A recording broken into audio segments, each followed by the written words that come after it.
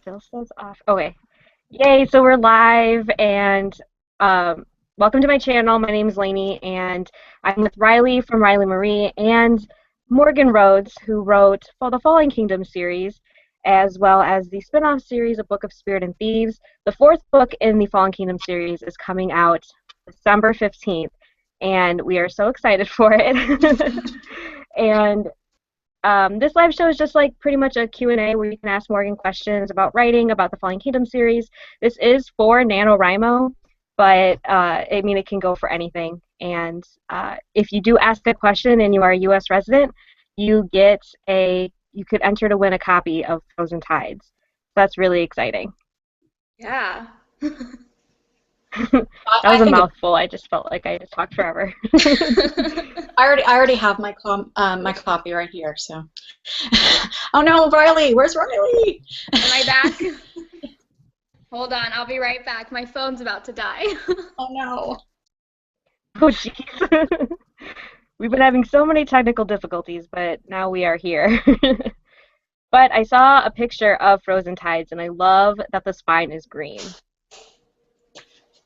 Is it? Yes. Yeah. I saw a Yes, picture of it on Instagram, and it looks so cool. It's very pretty, I must admit. Mhm. I think that's my favorite cover so far, is the Frozen Tides cover. I'm partial to Gathering Darkness just because I love purple. True. Yeah, I think Gathering Darkness is my favorite cover. Is it? Oh, so nice. Yep. I think I want a poster of Frozen Tides. Me too. I actually have to show you. I'm gonna twist this just a little bit to show you my my wall posters of the first two. Oh. And also so I have cool. I have the dartboard that was given out last year. See? Oh yeah, I remember that. Yeah. So right now you're writing A Book of Spirit and Thieves 2, the second one? I'm actually working on revisions to that one, so I'm really immersed in that world right now. So yeah, like my first drafts are pretty rough, so my edit letters are very helpful. So I usually take a week or so and just brainstorm everything, and now I'm ready to jump in, and that's going to become my life until the 18th of December, which is the deadline. Oh, it's coming up then. I know. One thing I've always been curious about with writing with NaNoWriMo right now is that sometimes when I'm writing my story that I have in my head right now, I kind of want to like stop and write something else because it like comes into my head. I'm like, oh, I remember that story I used to read. So does that happen to you when you're writing, like when you were writing A Book of Spirit and Thieves, where you were like, oh, I kind of want to stop right now because I just thought of something for Fallen Kingdoms? Like, do you ever like go back and forth between the two, or do you try not to? Yeah, I hate to break it to you, but that is super, super normal. Because there's one thing I think a lot of people doing NaNoWriMo realize about halfway through is that writing is actually work. And there's that point where you're like, oh, I like that shiny idea. Let's follow that shiny idea. But then I swear to God, if you start on that shiny idea, halfway through it, you're going to see another shiny idea. So that's when you have to dig in and just keep writing until you get to the end. Yeah, I get ideas all the time. I just write them down. And even though, like, I got an idea and I'm like, oh my God, I need to write this right now, like literally in the next 2 weeks. And I'm like, no, I'm going to write it down. And if it's still good in like 6 months, then I might put it in. But sometimes it's just a momentary distraction. How far into writing Fallen Kingdoms did you decide you wanted to write A Book of Spirits and Thieves? Well, it was when my contracts as Michelle Rowan ended, and I kind of had a lot of time because I'm actually a really prolific writer. So I used to, when I wrote some paranormal romance and whatnot, I was writing like 4 books a year. So I kind of had these gaps of time in my year when I wasn't working on the one book for Fallen Kingdoms, and so that's when I started to poke away at a new proposal. and I just showed it to my editor, and she was really interested in it. It was like super different back then, though, and it changed a lot. It was always a portal novel, but the ties to Fallen Kingdoms came at a later time, and it just developed. So I was happy that she gave me the chance to write a companion series, and now my time is all filled up. Have you ever thought of like maybe expanding the world even more after the 6-book series and the spin-off series? Maybe. Would you stay in the world of Jessica? I didn't catch. Oh, I didn't catch the end of that, but yeah, I would if there is a want for it. I'm more than happy to. There's a lot of world to explore. I don't know if you've seen the new map, but it just shows like how much more. I saw it on your Instagram. Yeah. And that's still just like a third of this world. Mm-hmm. So it's just a question of I would really want it to spin off a character. And I have a character in mind, but I mean, who knows what's going to happen? This is like 2 years from now we're talking about. I don't like to think that far ahead. Because then I'm distracted. Right. Well, we do have a question, and someone's asking, what genre do you feel is your most difficult to write? What genre? Yeah. Of the genres I've written, like I've written paranormal romance, I've written urban fantasy, paranormal YA, and high fantasy. I'd say definitely high fantasy is the most difficult, just because there are intertwining storylines and like lots of character point of views. And in the past, why I was able to write 4 books a year is because I would have like one character. It was like a first person. So they weren't easier per se, but they were simpler, if that makes sense. So definitely high fantasy. Do you find that the most enjoyable, though, out of all the genres you've read, because it's more freeing in creativity, I guess? Enjoyable? To build your own world? It depends on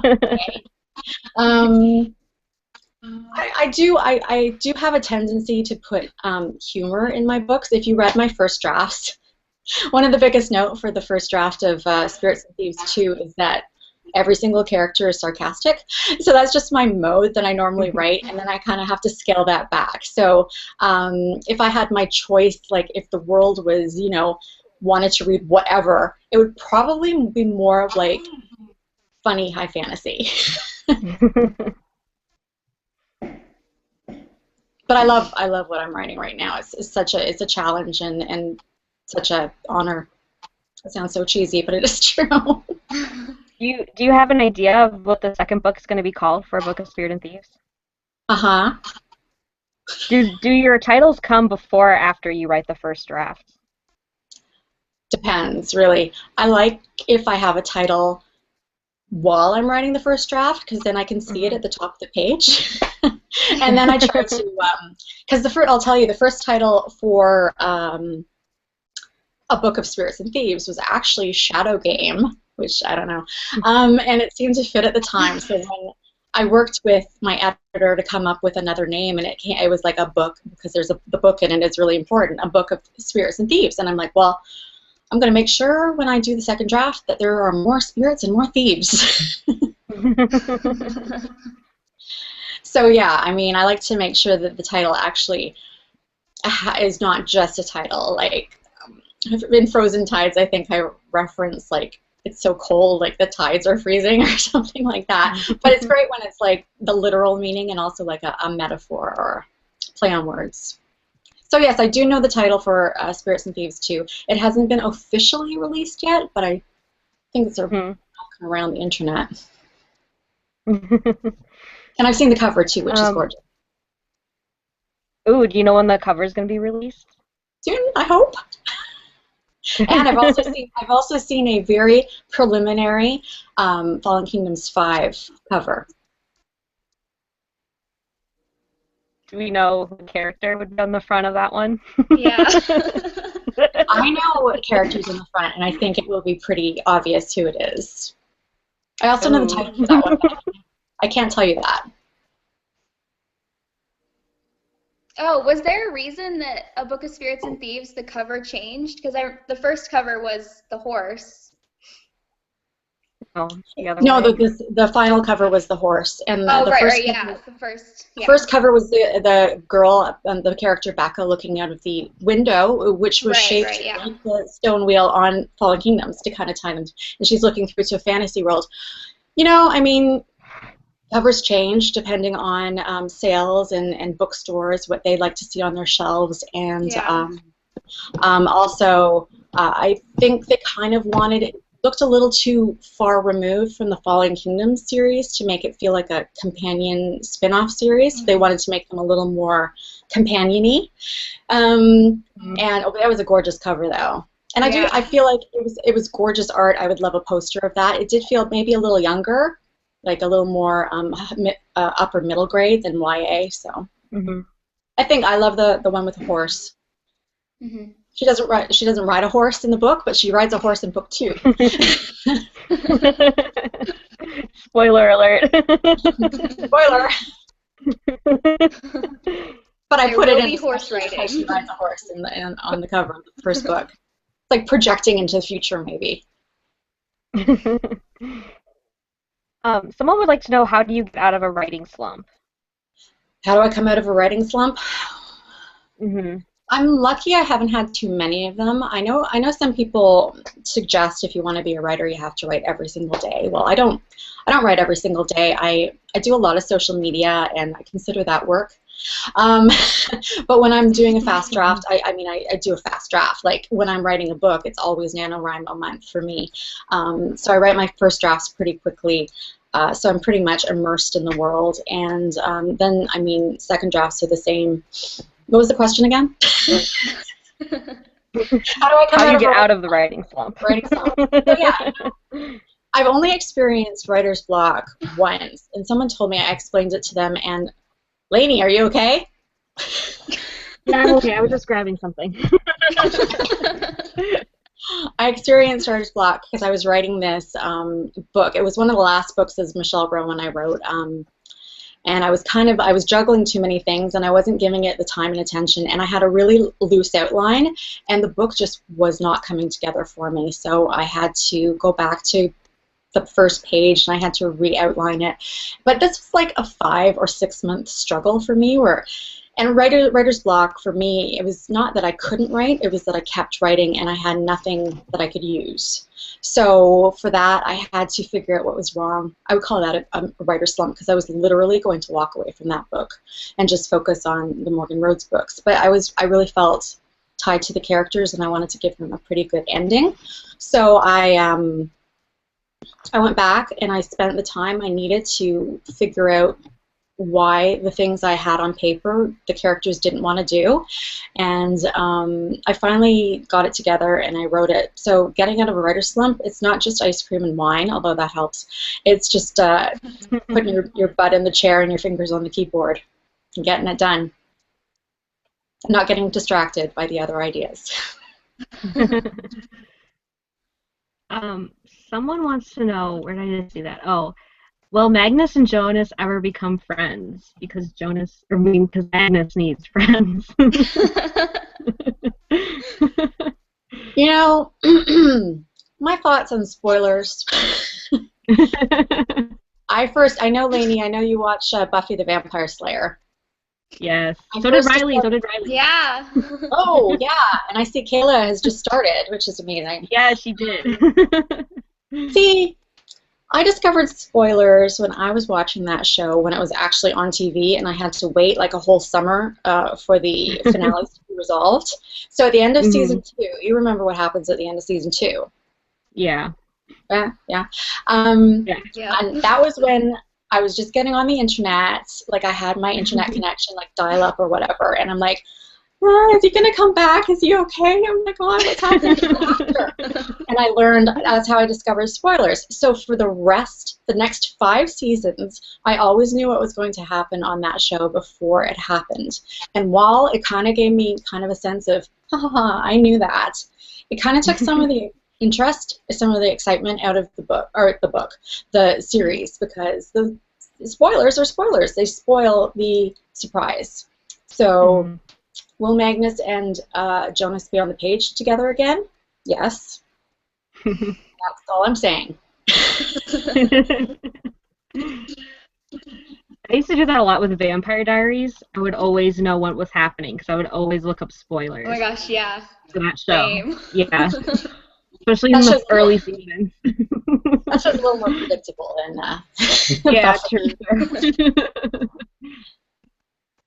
Um, okay, here's another one. It says, uh, are there any scenes that you've known since book one of Falling Kingdoms will be in book six? Have you written any of book six yet?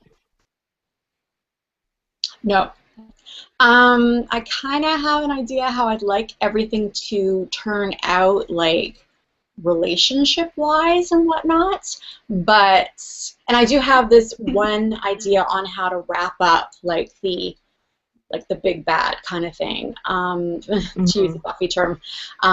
But as far as plotting it, I don't know. I mean, I have my outline for book 5, but sometimes things change during the course of a book, and I'm going to wait till I'm finished that one and plotting book 6 before I know how that turns out. And even then, I won't know until pretty much the proofread is done. So I'm going to be Mhm. spoiled. I mean, I'm not going to be spoiled. I'm going to be surprised too. Do you gauge your plot changes between the different drafts of sending them to your editor and getting them back? Can you repeat that? It was a little garbled. Sorry. Oh, sorry. Do you do like major plot changes when between the different drafts of getting it from your editor and back to you for the rewrites? Depends on the book. I feel like with the multi-point of view, multi-subplot, I feel like I'm getting a better hang on kind of nailing that in the first draft. For me, since I do fast draft, there's a lot of like character emotions that are missing, and it's kind of, I like to call it like a script where it's pretty much stage directions and dialogue in the first draft. So I have to go in and layer in like literally probably 15 to 20,000 more words of what these characters are feeling and what they're experiencing. Um, so yeah, and again, I forgot the question. I forgot the question. I was just Oh, rambling on Do your anyhow. drafts change? Oh, right, right, yeah. right. Now, remember, Lainey, I did give you that sneak peek on the ending of Rebel Spring, which I Yeah. also just shared. I shared this week on the Goodreads Ask the Author, which I'm still doing. If anyone has any questions, ask them over there. I'm going to try to get to most of them, but I mean, there's a lot of repeaters. Anyhow, I digress. Yeah, book 2 was supposed to, and I wrote it. It was book 2 was a bit of a mess, starting off, because it started off based on the outline. It was a long book. It was like 550 pages. However, as good as that is for epic high fantasy, the first 100 pages were pretty much characters reflecting on what happened in the first book. It's just talking about it. So that's not interesting. So that was pretty much cut. And yeah, like the first chapter where Jonas is watching, the king give his speech and his surprise announcement in Rebel Spring, that was like page 95. So it's Okay. just rambling in the first 95 pages until we got to something that actually happened. And at the end of that book, because they're all hunting for the crystals, is that book 3? No, book 2. Yeah, at the end, because I set up the mythology at that time that anyone who touched a crystal would be corrupted by its magic. I have Jonas, very last page, he gets one of the crystals and he puts his hand on it and he is turned into a god. So clearly that did not happen. I wouldn't mind for that to still happen. Yeah. I would like maybe as a dream sequence, but yeah, while it was kind of like an epic moment and it felt really good to write it, in the grand scheme of things, it didn't fit with the mythology and the plot going forward, and it was kind of painting myself in a corner as far as Jonas was concerned. But so yeah, we really rewrote the ending of that and made it completely different. Or was that Gathering Darkness? Maybe that was Gathering Darkness. I think you said it was Gathering Darkness. Yeah, it must have been Gathering Darkness, because yeah, that's when they're gathering darkness. So yeah, but recently, like in book 4, it was really just layering and emotion and character layers. So the plot was fine as it was. Thank God. Hopefully and also Spirits and Thieves too. That's another case of layering in emotions. So I'm probably going to add about 15,000 words to that one. But the plot itself is fine. Okay, we have another question that says, I would love to know what a typical writing day looks like for you, and what is your routine on a daily basis for writing? Yeah, well, I used to have a day job, like I was a graphic designer, and I would come home and I would do social media and I would just sort of make notes and stuff. And then I'd have what I'd call my 10K weekends, or any writing that I would do happened on the weekend or after 5 o'clock at night. So I've been gone from my full-time job for like 5 years now. And for some reason, I can't get started until around 5 o'clock at night. So the rest of the day is waste time. I'm terrible. Like working for myself is such a matter of really getting your butt up and out of bed. I need to set my alarm. I need to have morning, especially when I'm on deadline and I need to get work done. And I usually I turn it up a bit, so I am actually working instead of watching Kelly and Michael in the morning. But okay, typical day. I would get up like at around 9. I'd make coffee, which is very important, and I would check all the social media one time through, maybe twice through. I watch all my vloggers do if they've updated their vlogs, and then I would answer email and stuff like that. And no, I do like to get started by around noon, at least thinking about it. So I do keep a journal, a parallel journal, along with every book I write, and I just put the date in and what I plan on writing that day, or what I plan on doing, and that helps me kind of suss it out in my brain, and then I get to work. So really, I mean, being a writer is great because I can work anywhere from 0 to like 20 hours a day. So for the next 3.5 weeks, I'll probably be writing like, to do the revisions, I'll be ramping it up to about 12 hours a day. And then I can relax over the holidays. So it varies. Every single day is different, quite honestly. Okay, someone would like to know, what is your favorite Fallen Kingdoms cover? I love all of them because they are gorgeous. I probably am partial to, well, I love number 1 because it just feels so iconic of the series, and kind of like that's the cover that you think of when you think of Fallen Kingdoms. But as far as aesthetic attraction, I really love book 3 because it's purple. And I love that so much is going on in that cover, and there's a little boat and there's a couple getting off the boat, and which doesn't happen in the book, but still the covers are a representation of the tone, not necessarily a specific scene. That's what I always tell anybody when they say, who's on that cover? I'm like, I have ideas, but they're just high fantasy representations of the tone of the book, I like to think, with cool cloaks and sometimes horses. Yeah, Penguin Teen art department is amazing. Someone would like to know, what are the most fun scenes to write? Which are the most fun scenes to write? I know you probably think I'm going to say like that when I get to kill somebody, but really I don't enjoy that as much as you think I do most of the time. I mean, there were a couple I did enjoy. And action scenes are actually really hard to write. So I pretty much like the angsty scenes and the romantic scenes. I like those best. I like those too.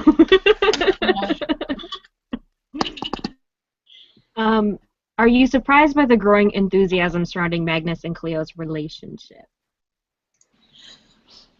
What surprised me in the beginning was when I saw somebody tweet just after Fallen Kingdoms had come out, and they're like, oh, I hope Magnus and Cleo get together, and I'm like, based on what?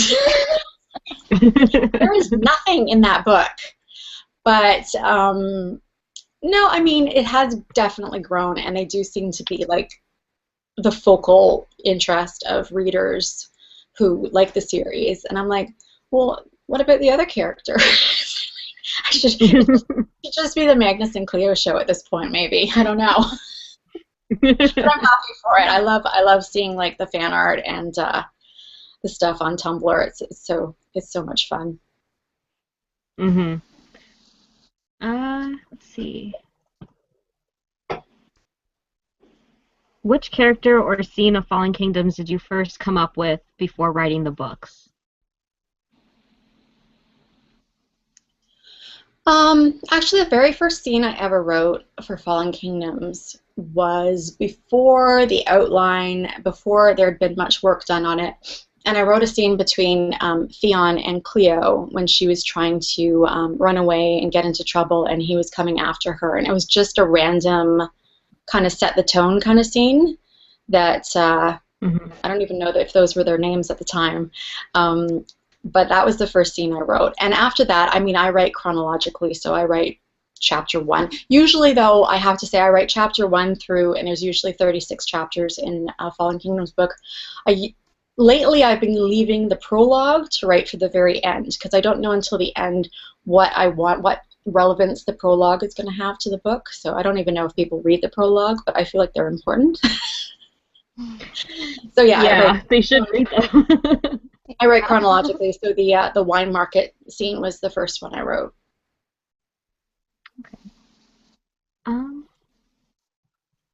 How do you organize your bookshelf since you're sitting in front of it? Oh, I just recently, because I live in a very small condo, and I have 2 bookshelves, and I had like 800 books, which was a lot. So I purged a lot of books. I try to keep them like YA, high fantasy, YA contemporary, which is behind the cover of Frozen Tides.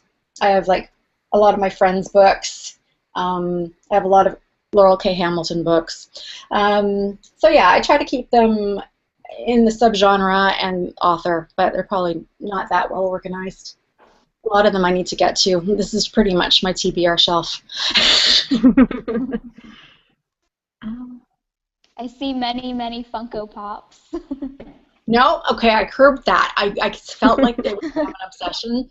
So I have 4 from Game of Thrones. I have 3 from Supernatural, and then I said no more. I got Lainey her first one. I got her a Buffy one. Yep, Oh, that's my first one. I was tempted by the Buffy ones, but I didn't feel like they looked like, if you look at the Buffy ones and then you look at the True Blood ones, they look interchangeable. I was sad they didn't make a Xander though, even though he's not my favorite character. But I'm like, come on, he's like one of the original Scoobies. He's a core 4. Yeah. They didn't make a lot of Buffy ones, if I recall. But I mean, back when Buffy was on, I actually did collect. I should send you some, like literally. I have these little tiny, like ornament busts of the characters, and I'm like, they're down in my storage closet. I'm like, when am I gonna get rid of these? I used to be a really bad collector of knickknacks, and I just don't have anywhere to keep them anymore. And also, if I had like 100 Buffy figurines on my shelf, people might think I'm a little crazy. But it's Buffy. True. But when you're collecting like all the sub demons and everything, it's like, okay. Okay. Was the story of Fallen Kingdoms mapped out from the start, or was there any big changes between books from what the original idea was supposed to be? The original idea, I mean, it's it's the fight for the throne between 3 kingdoms. That's essentially it, and all the characters kind of just play on that game board. Yeah, writing the first book, there were a lot of discoveries, including the fact that in the very first draft, like, the Watchers didn't even exist. They were added in the second draft. Let me think. Oh yeah, and I mean, I don't know, I don't think this is a spoiler, but the original outline for Gathering Darkness, when I introduced Felix as a character, he was supposed to be like a Mara's bodyguard or something, and when I'm writing it, it just didn't work. So I change things, even though I have friends who are like pantsers, you know, write by the seat of their pants. They don't write with an outline. And they're like, oh, how can you write with an outline? It's like no fun knowing what's going to happen. It's like, I don't know what's going to happen. It's like going on a car, like a road trip. You have your map, but you don't know what's going to happen at each of the stops. So that's kind of what I compare it to. That's what another question was. Are you a pantser or a planner? So I'm guessing you're a planner. Big time planner, big time planner. And that helps also if you're finding that you're distracted in the middle of the book. I can't be, my deadlines are pretty tight, so having an outline, having that roadmap is essential, because then I'm like, oh, I don't know what's going to happen yet next, and I'm like, yes, I do. I can't use that as an excuse. So I might jump ahead and write something like a scene that I'm really looking forward to and then kind of come back, but normally I write chronologically. So yeah, definitely a plotter. Who's your favorite Game of Thrones character? I hate all of them. No, I don't. I really like Tyrion. I like Arya. And I'm talking like the TV show. I haven't read the books, and I don't want to because I don't want them to influence me. But Tyrion because he's funny, and Arya because she's strong, and I like Dany, but she scares me a little bit. Oh, I like Cal, of course, but you know, oh well. Yeah. Would you rather see Fallen Kingdoms as a TV show or a movie? Either would be wonderful. But honestly, I mean, unless it's like an epic, major budget movie like Lord of the Rings, I would probably do better as a TV show. Mm-hmm. I'd like the option of picking.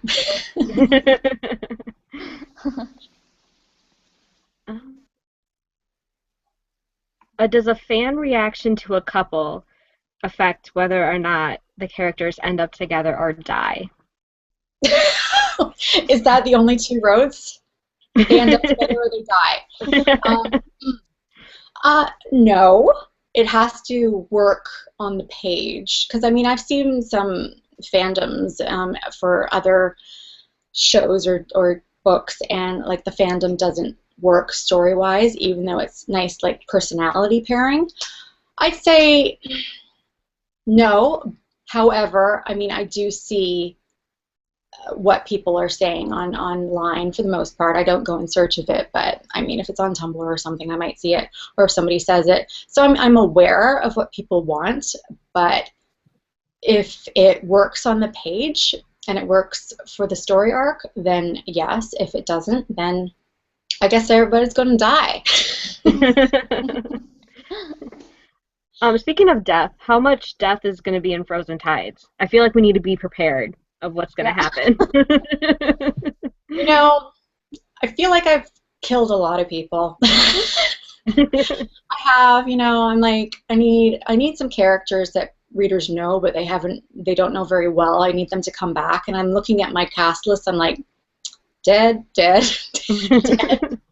So I feel this is no promise that not anyone is going to die, but I feel like the first 3 books were about death and loss, and like the final 3 books are more about regrowth and life.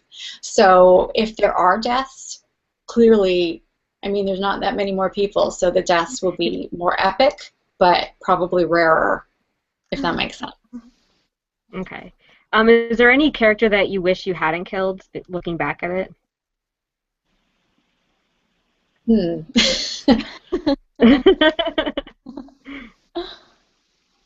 Let me take a sip of my Diet Coke and think about that one. You know, I kind of thought, I know everybody hated him. Oh, it's a spoiler for the first 3 books anyway.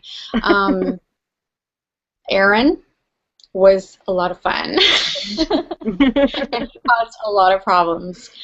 So I feel like maybe we could have just like horribly maimed him and just kept him around.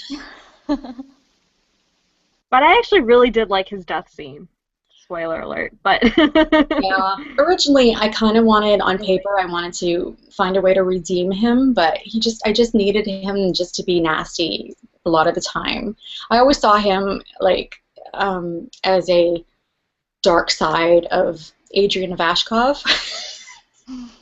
So he's kind of like the medieval douchebag Adrian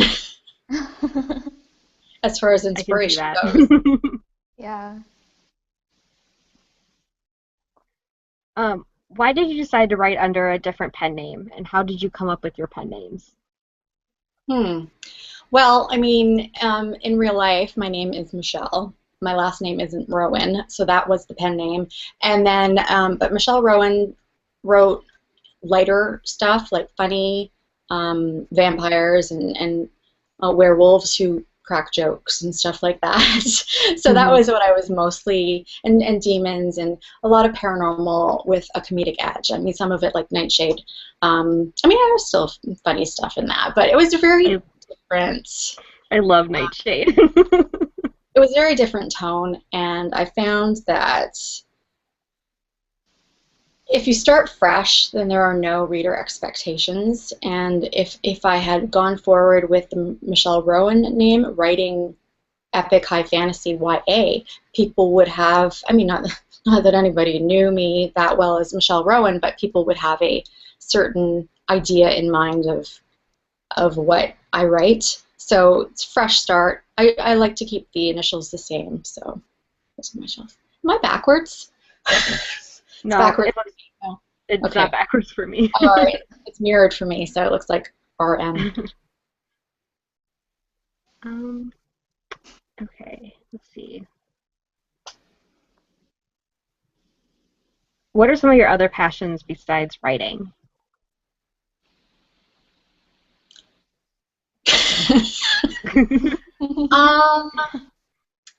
You know, gosh, I have a list of things I'd like to do. Like I'd like to start doing yoga. I go to the gym. I work out with a personal trainer 3 times a week, or I'd probably be 350 pounds. When I was first starting, when I was just contracted, I went to a convention and they had like the big book signing, and I went to this one woman who I'd met because we were with the same publisher, and she writes like 5 books a year. And I said, "Oh my God, how do you write 5 books a year?" And she said, "Because I don't do anything else."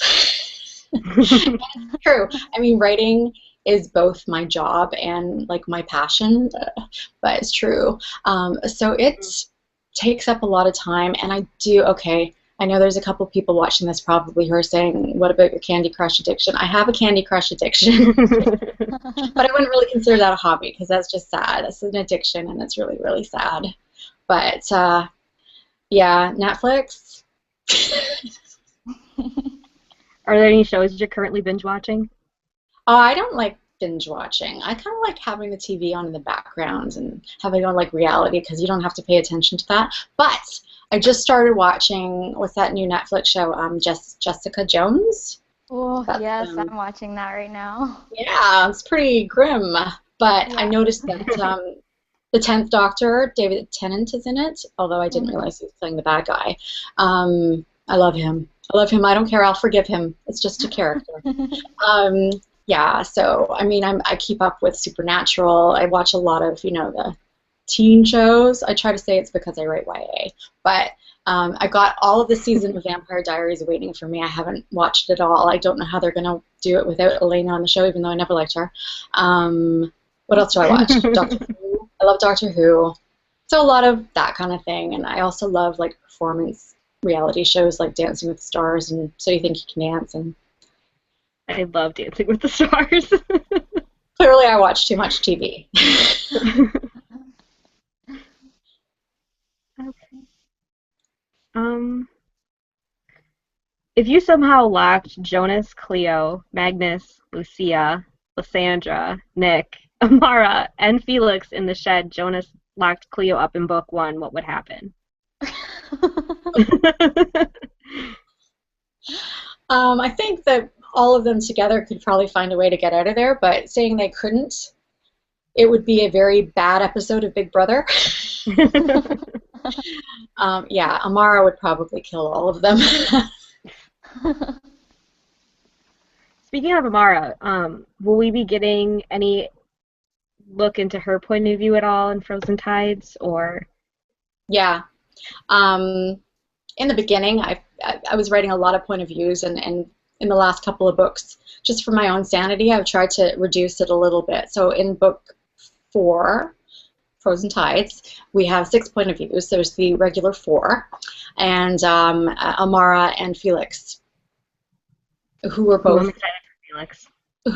Felix is so much fun. I love Felix. And Yeah. Amara, I had to really do a lot of work on her and figure out her motivations. But I think people are going to be surprised by her point of view a little bit to see the reasons why she does the things, the nasty things that she does. Since we are going to the other kingdom across the sea, was it always your plan to introduce other land kingdoms other than Minica? Well, ever since a character, I think it was Asher in book 2, described Mitica as something very, very tiny, it was always in the back of my mind that there are other realms and kingdoms out there, and even though there was a lot to do in Mitica, in the 3 kingdoms in Mitica, to not explore beyond those shores would be a little bit of a waste. So it's like a little travelogue of this world that has no name. So yeah, you guys definitely get to see a bit of Croatia. I'm excited. Well, I guess we answered that question.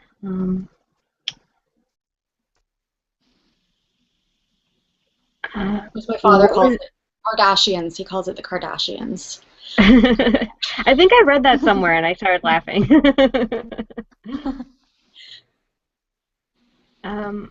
What was your favorite book as a child? I don't know if I had a favorite book, but I had a lot of books that I enjoyed. I read, my mother introduced me to an author named Enid Blyton, and she had like this adventure series. I remember reading it when I was like, 11 or 12, and it was like the Castle of Adventure and the Island of Adventure, and it was very British. And I couldn't tell you what they were about, other than probably about a castle with adventure, but I really remember enjoying those, and I read Nancy Drew and Trixie Belden, and all those books, and Narnia, Wizard of Oz. Yeah, but I was kind of like I was a grazer, so there wasn't one book that I would read over and over and over again. Okay. It's rare for me to actually read a book over more than twice. Have you ever read, do you reread books? I reread your books. Yeah, I just finished rereading them. But I think overall I don't reread as many. But I feel like since I've started this booktube, the channel and everything, I reread books more than I did when I was younger or before that. Yeah. Okay.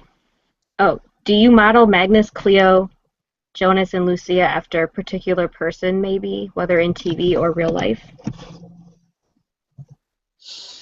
I mean, I get that question, like, if they did a movie, who would you cast in the roles? And of course, I have ideas, and I have a Pinterest board where I pin actors' pictures who remind me of the characters.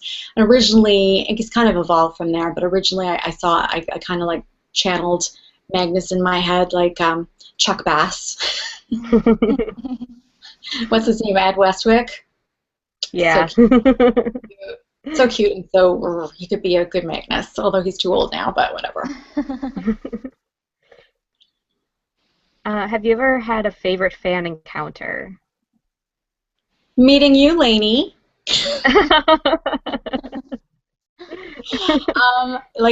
Anytime. Seriously, it was great meeting you. It was so much fun hanging out with you in beautiful, where were we? Santa Monica?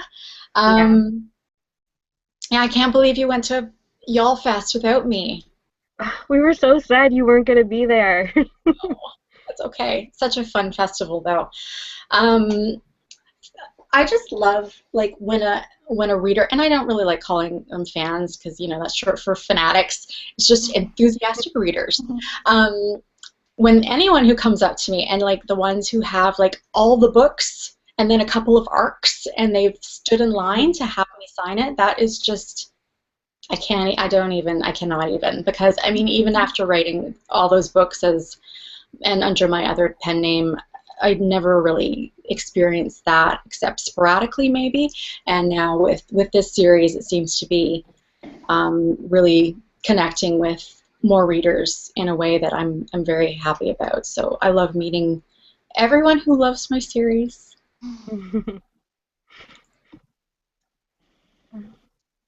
Do you have a favorite author?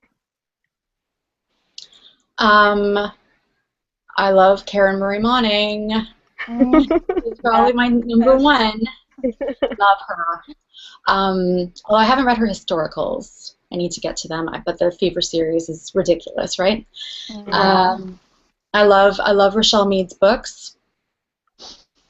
J.K. Rowling. Someone asked me at somewhere I was recently if you could like be friends with one author, who would it be? And I'm like J.K. Rowling because it would be amazing to be her bestie. She seems really cool. So yeah, I have lots of like, but as far as if you look at my shelf, I mean I have like all of Rochelle's books and I have all of Karen Marie Moning's in hardcover. I went even after read Iced. I read them on Kindle, and I'm like, if I love this book and I like the way how it ends, I'm going to buy it in hardcover, and I did. I have them all in hardcover, so one day when I see her, I'm going to be like, flunk.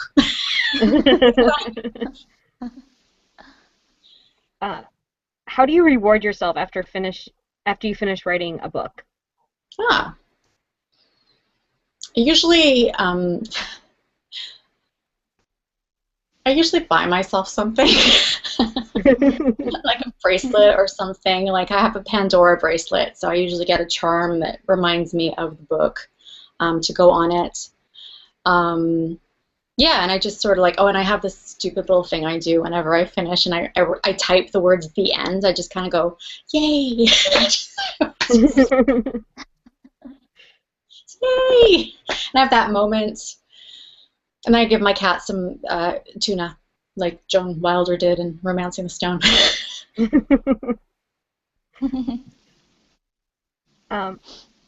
What are your thoughts on NaNoWriMo? Would you ever participate? I love NaNoWriMo. I finished my very first book ever, NaNoWriMo 2003, when there was like 400 people participating. Yeah, I mean that book's never going to go anywhere. I like it though. I think I'm going to share it on Wattpad for free. Yellow Brick Roadkill was the title of that, and it was only 50,000 words, but it was the first time I'd ever written right through without getting distracted in the middle, and wrote the end. So that was 12 years ago. So yeah, I mean it for me, because you don't really get anything from doing NaNoWriMo. It's just a sense of the fact that you can do it. So I realized that if I could do it once, I could do it again. And then I did it again. And that book, my cat is meowing. A very different version of the second book I wrote for NaNoWriMo became my second book I wrote as Michelle Rowan. And then the third book I wrote for NaNoWriMo, these were different years, of course, like probably a couple years apart. I wrote the first draft of the book that became Demon Princess, which I wrote under my other name.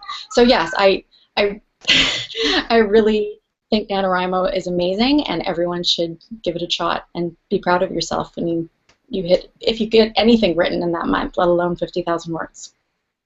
Mm-hmm. And since we're kind of getting to the hour mark, for the last question, what's your advice for NaNoWriMo writers who are behind on their word count, and what is your tips on catching up to a deadline? Well, number one, don't sweat it. I mean, it's it's a loose goal. I think you just get the pride of knowing that you got it done. So don't think that when November 30th passes that if you're not finished, you can't finish. Continue. Number two, and when I need to get a lot of words written, and I've never hit 10K. I think you guys did a 10K per day challenge. Yeah. Did you guys hit that? I got 6,000. Yeah, I think got I've- around 6,000. I've written like 8,500 words like in one day, and then I had to like recover for 5 days, which was completely pointless. There are two programs, two apps that you can download. One is Write or Die, which I live by, and it is a little program where you, I think you can either do it online for free or you can pay like $10 and download it onto your laptop, and you set a time limit, like a half an hour. I usually do a half an hour, and I try to do 1,000 words, and then it's like go, and then you start typing, and if you start slowing down too much, like the screen starts to go red, and like it starts to make a noise, and you have to keep typing to make the stop. So it helps you turn off your inner editor, and if you're easily intimidated, then it works really well. And then to go with that, I like to use another app called Freedom, which turns off your Wi-Fi, because the biggest enemy to a writer is the internet. Yeah. But again, I mean, don't sweat it. If you're just writing it for fun, I mean, take your time with it, because writing quickly works for some people, but writing quickly doesn't work for everyone. And you might want to just slow it down. Take 2 months to write the 50,000 words. That's fine too. Well, I think that's all the questions, really. So, oh, whoops, I just clicked on something. Okay. Am I still there? Yeah. Okay. Okay, so thank you, Morgan, for joining us for this chat. Thank you guys for inviting me. Yeah. Yep. And I guess the winner for the copy of Frozen Tides will be announced in, I guess, a few minutes once I put all the names in a hat and I draw them out. So look out for that on Twitter, and hopefully your NaNoWriMo account will go up after this live show, because it always motivates me. And thank you, everybody, for joining in. Bye. Bye.